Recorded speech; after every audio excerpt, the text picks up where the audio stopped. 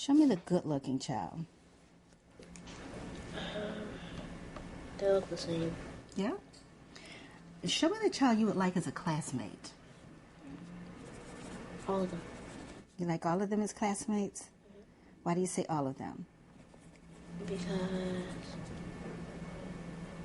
I don't really care what color they have. This 5-year-old girl gave some provocative answers during her test. I asked her about them later. How about you? Why do you want that skin color? Because it looks lighter than this kind, because this looks a lot like that one. Mm-hmm. And I just don't like the way brown looks, because the way brown looks really nasty for some reason, but I don't know what reason. That's all. So you think it looks nasty? Well, not really, but sometimes. Sometimes. And Brielle, they asked what color adults don't like. Do you remember what you said? Which one? That's right, that's what you said. Why do you think adults don't like that color? Dark.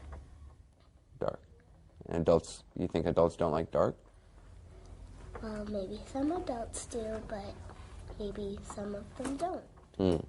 The questions that got overwhelmingly white-biased answers?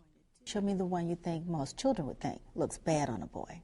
More than 70% of the older black children chose the darkest skin tones.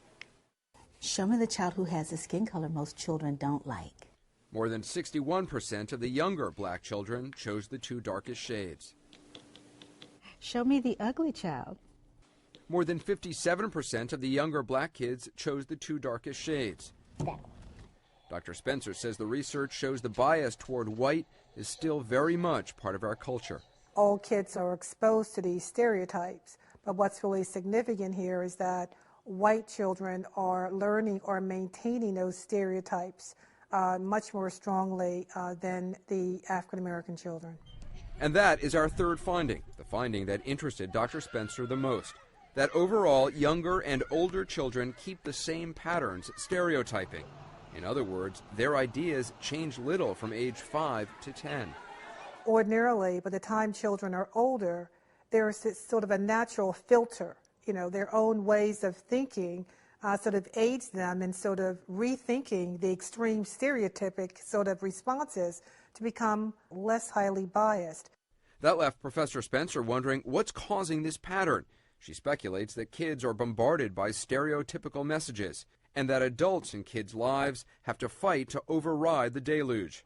Black parents may be more diligent about that, while white parents may not notice the need. The messages are the same for all children, and therefore the task is the same for all parents. Parents have to reframe what children experience.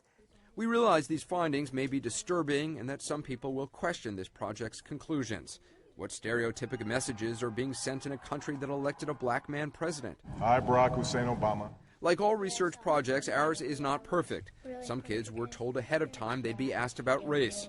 Some children identified as one race but came from biracial families, like this boy whose mom is white. But Professor Spencer tells us these are common issues in research and the results can still be trusted because of the sample size. To be clear, this is a scientifically informed and executed pilot study, which suggests the need for further research. The results point to major trends, but are not the definitive word on children and race.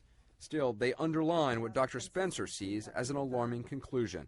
We are still living in a society where dark things are devalued and light things are valued. The question we're left with is, where do we go from here? Anderson Cooper, CNN.